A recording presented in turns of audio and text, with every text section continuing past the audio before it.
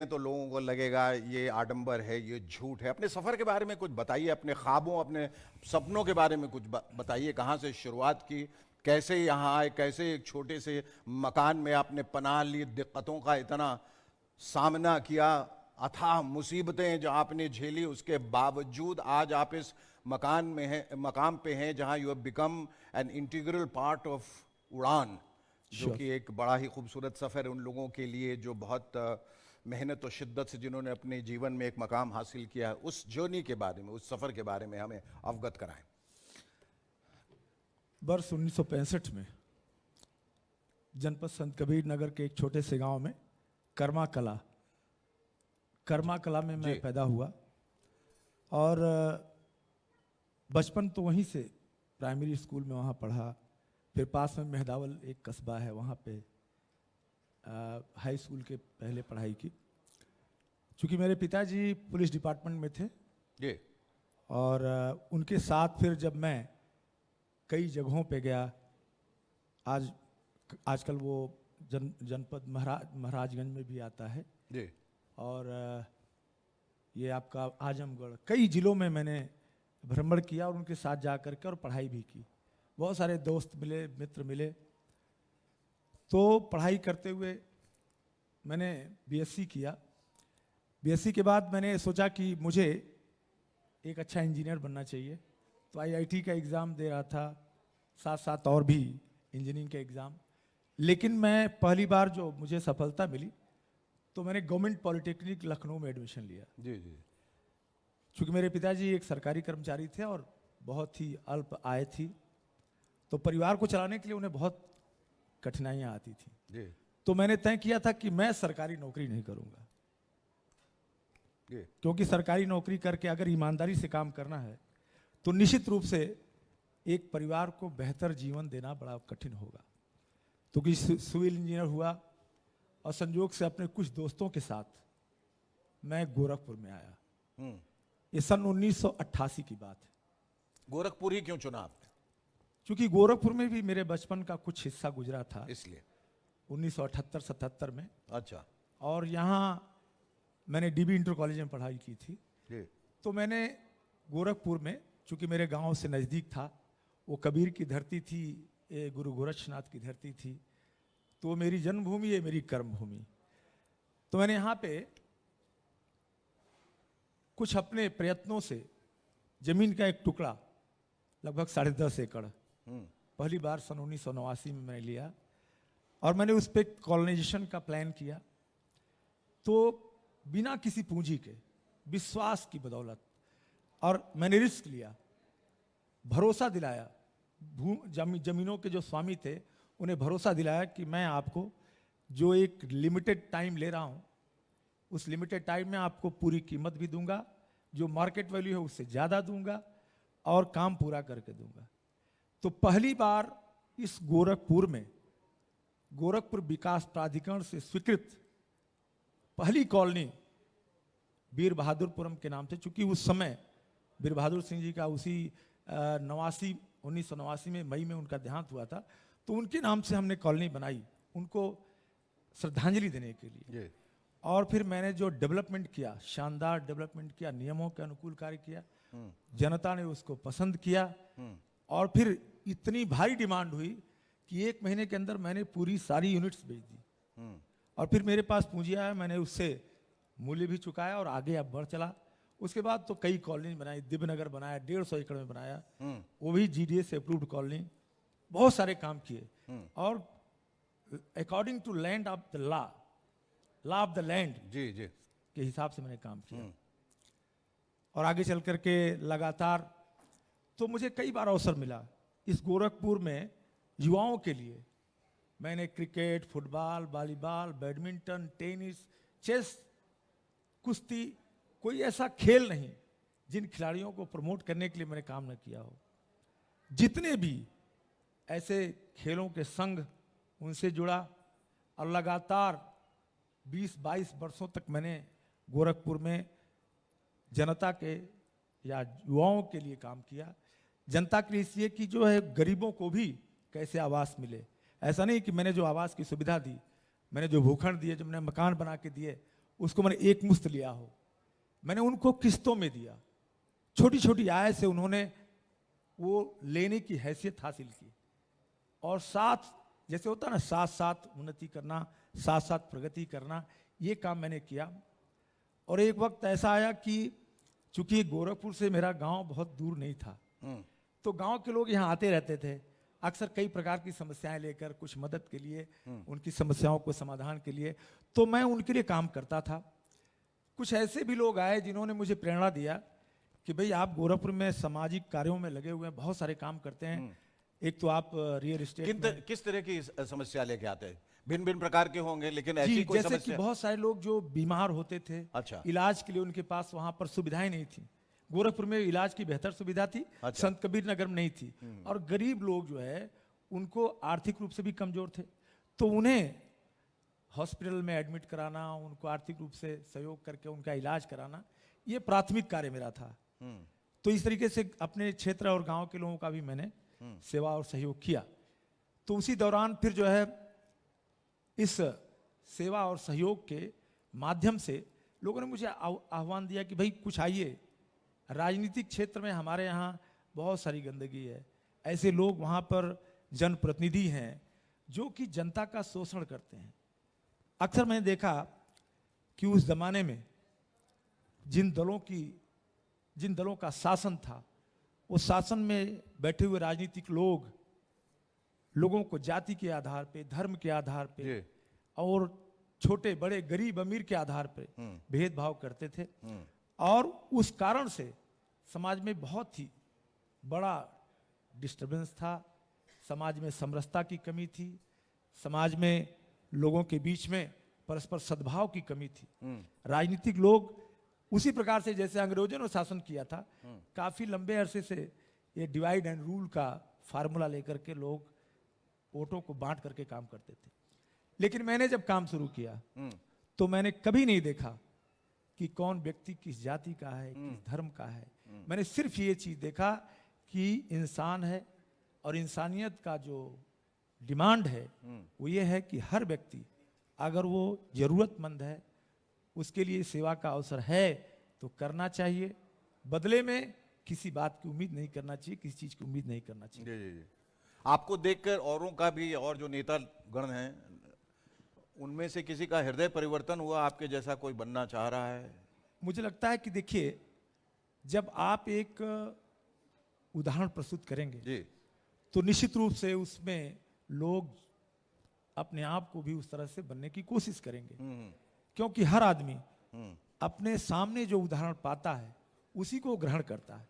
जी। अब बताऊं, आज मैं विधायक हूं। जी, आप विधायक हैं, मेहदावल से आप चुने गए हैं, तो वहां की जनता के लिए खास तौर पे, चूंकि उसी जनता ने आपको चुना है, विधायक बनाया, उनके लिए कुछ खास कर रहे हैं आप? देखिए, मैंने चुनाव जीतने के बाद अपने लोगों से एक बात कही कि मुझसे किसी की मदद करा सकते हो, लेकिन किसी को हानि पहुंचाने का, जाति के आधार पे, पार्टी के आधार पे, धर्म के आधार पे या विपक्षी होने के कारण किसी को हानि पहुंचाने का काम मुझसे आप नहीं ले सकते हो।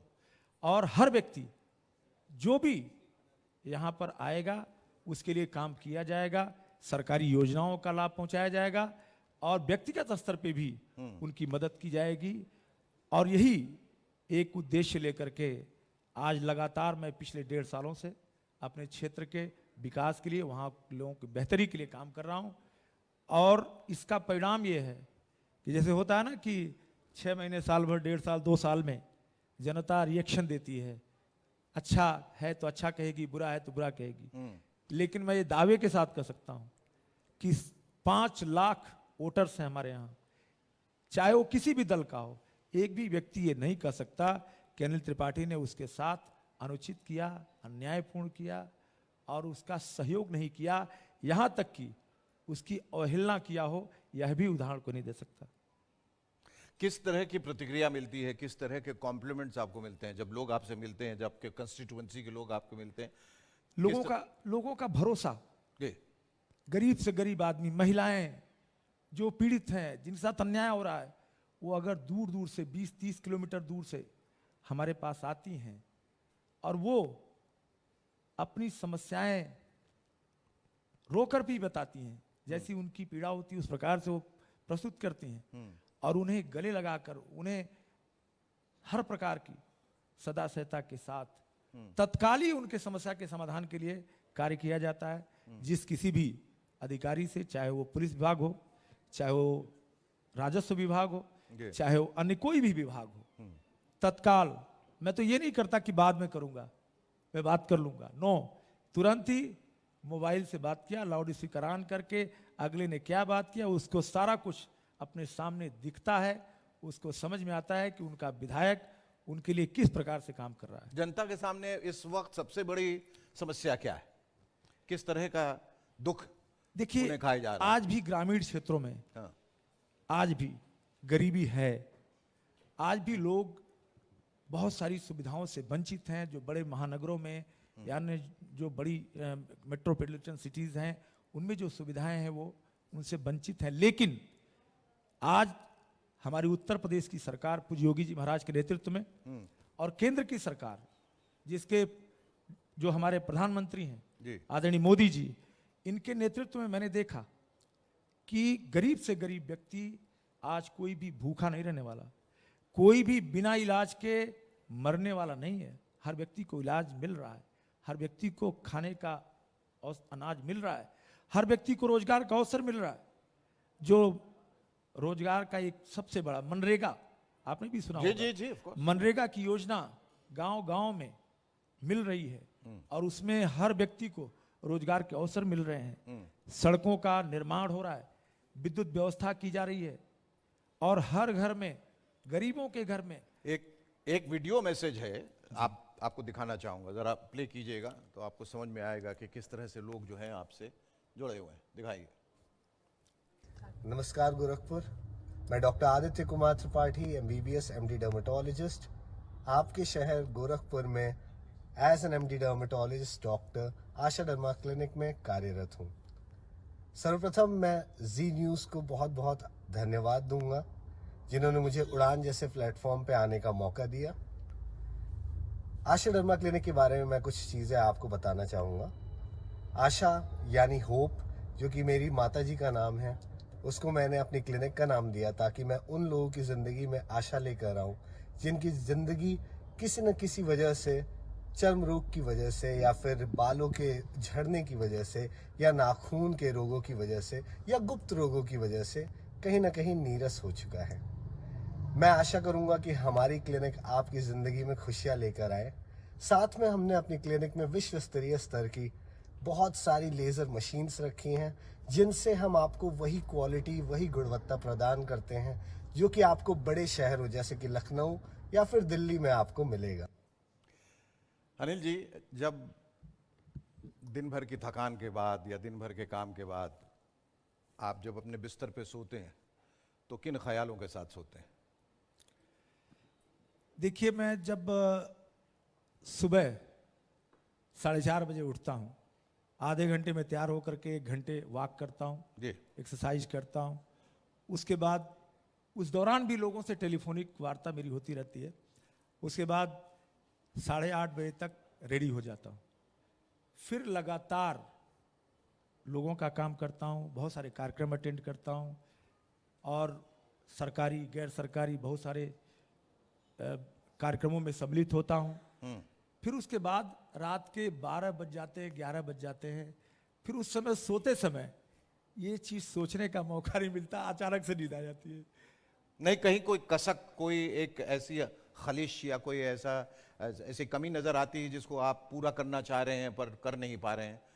नहीं, मैं तो ये समझता हूँ कि मुझे जो आज का दिन मिला जी। आज के दिन का मैंने पूरा उपयोग किया। सवेरे उठने के बाद असंतोष होना चाहिए और जब रात में आप घर पहुंच जाओ, सोने जाओ, तो पूरी तरीके से संतोष होना चाहिए कि आपने अपने दायित्व, अपने कर्तव्य का निर्वाह किया। आपको भगवान ने जिस उद्देश्य से भेजा है वह उद्देश्य आप अपने जीवन में सफलतापूर्वक पूरा कर रहे हो जी। और यह तभी संभव है जब अपने हर मिनट का उपयोग आप पूरी ईमानदारी, पूरी मेहनत से करेंगे। और चूंकि एक पॉलिटिशियन, एक सोशल वर्कर होने की वजह से मेरा ये कर्तव्य प्रमुख रूप से है कि हर व्यक्ति जो मुझे संपर्क करता है, चाहे व्यक्तिगत हो, चाहे टेलीफोनिक हो, या किसी प्रकार से संपर्क करता है, व्हाट्सएप के माध्यम से सूचनाएं दे करके करता है, तो उसके कार्य का, उसकी जरूरतों का निस्तारण करना, वो अगर हम कर ले जाते हैं तो हमारा संतोष निश्चित रूप से उस दिन का कार्य मेरा संतोषजनक रहेगा। और यदि नहीं कर पाते हैं तभी हमें ये सोचना होता है कि अगले दिन फिर से वो चीजें मुझे करनी है। जी जी। गोरखपुर की जो जमीन है, मुझे ऐसा लगता है कि इसके हर कदम पे संतों का, फकीरों का, ईश्वर का आशीर्वाद है। आपको ये महसूस होता है कि एक बड़ी खास जमीन है यहाँ, जहाँ जिस काम और जिस मकसद को लेकर आप आगे निकलते हैं उसमें आशीर्वाद ही आशीर्वाद है। ईश्वर की असीम अनुकंपा है, जिसकी वजह से आप जो हासिल करने निकले हैं वो आप हासिल कर पाते हैं। देखिए, ये धरती, जी। गोरखपुर की धरती मेरे लिए बहुत ही सौभाग्य प्रदान करने वाली धरती है। मैंने जीवन में जो कुछ भी चाहा इस धरती ने मुझे दिया। यहाँ लाखों लोगों का स्नेह और लाखों लोगों के लिए काम करने का मौका दिया। और मैं आपको बताऊं कि अगर मैं आज राजनीति के क्षेत्र में भी सफलता अर्जित करने जी। में रहा हूं, सफल रहा हूं, तो निश्चित रूप से हमारे पूज्य गुरु गोरक्षनाथ जी की, जी। बाबा मच्छिंद्र नाथ जी की जी कृपा रही है। और उस कारण से मेरे कमरे में उनकी मूर्तियां हैं जी जी। और मैं जरूर प्रणाम करता हूं। जब भी अपने ऑफिस में जाता हूं तो जरूर प्रणाम करता हूं। तो ये तपोभूमि है, जी। ये बाबा गोरक्षनाथ की तपोभूमि है। और एक प्रकार से देखा जाए तो हमारे जैसे उद्यमियों का, हमारे जैसे सामाजिक सरोकारों से जुड़े हुए लोगों की भी ये तपोभूमि है। और ये शहर, मैं इसके चप्पे चप्पे से वाकिफ हूं। मुझे कभी भी रात में सोते हुए भी जाना है तो मैं पहुंच जाऊंगा। जी जी। और इस कारण से भी इस शहर में जो विकास के काम हुए हैं, आज गोरखपुर पूरे उत्तर प्रदेश में बहुत ही हार्ट सिटी के रूप में जाना जाता है। चाहे व्यावसायिक तरीके कारण से देखा जाए, इंडस्ट्रियल डेवलपमेंट के कारण से देखा जाए, अदरवाइज जितने भी एमिनिटीज, फैसिलिटीज आज गोरखपुर में हैं, आज से 37 वर्ष पहले, 38 वर्ष पहले उत्तर प्रदेश के जब मुख्यमंत्री यहीं से थे, वीर बहादुर सिंह जी ने, उन्होंने विकास की जो एक रूपरेखा तैयार की थी। जी। अल्प अवधि में उनकी डेथ हो गई, लेकिन उस विकास के उस अभियान को जी जी। गति देने का काम हमारे आदरणीय, हमारे पूज्य योगी जी महाराज ने किया। जी जी। और आज मैं देखता हूं कि गोरखपुर आने वाले दिनों में शायद उत्तर प्रदेश का एक बहुत ही ऐसा शहर होगा जहां पे देश भर के लोग आना जी चाहेंगे। जी। और इसी धरती ने और इसी ज़मीन ने माननीय मुख्यमंत्री योगीनाथ जी को अवसर दिया है कि वो उत्तर प्रदेश की काया पलट दें, लोगों की सेवा करें, लोगों के जीवन में परिवर्तन आए। और वो उन्होंने कितना बखूबी किया है ये सभी जानते हैं, इसके बारे में कुछ बोलने की ज़रूरत नहीं है। हमारे मित्र, हमारे सहयोगी यहाँ से जो मेंबर ऑफ पार्लियामेंट हैं रवि किशन जी, वो भी बहुत अच्छा काम कर रहे हैं। तो बाबा गोरखनाथ जी का आशीर्वाद आप पे, हम सब पे इसी तरह बना रहे। आप जिस सामाजिक कार्यों में लिप्त हैं, सामाजिक उत्थान के लिए जो काम आप कर रहे हैं उसमें और इजाफा हो और आगे बढ़ें। और जिस मेहनत से और शिद्दत से आप काम कर रहे हैं समाज के लिए और समाज के लोगों के लिए, वो जज्बात आप में बना रहे, यही ईश्वर से प्रार्थना है। बहुत धन्यवाद। बहुत बहुत शुक्रिया अनिल जी, बहुत शुक्रिया। बहुत बहुत शुक्रिया आपका अनिल त्रिपाठी जी। अजीत सिंह, एसोसिएट एडिटर, आप प्लीज मंच पर आएं। आवाज आ रही है? बंद कर दिया। इनको तो मौका मिले तो नेता का माइक बंद ही रखें शुरू से। हाँ। कबीरदास जी के एक दो दोहे में सुना जी जी चाहूंगा, जी जिसको मैंने अपने जीवन में उतार रखा जी। है। सांच बराबर तप नहीं और झूठ बराबर पाप, जाके हृदय सांच है ताके हृदय आप। हाँ, बहुत। और एक रहीम जी का दोहा है कि रहीमन वे नर मर चुके जो कुछ मांगन जाएं, और उनसे पहले वे मुए जिनमुख निकसत ना आए। वाह, बहुत बहुत बहुत बहुत। और ये मेरे जीवन का सबसे बड़ा वाक्य इसलिए है कि इसको मैं सदैव ध्यान रखता हूँ। इसलिए जो कोई मांगने आता है ना, उससे ना नहीं करना, चाहे उधार लेके देना है लेकिन देना है। बहुत बहुत धन्यवाद। बहुत बहुत धन्यवाद।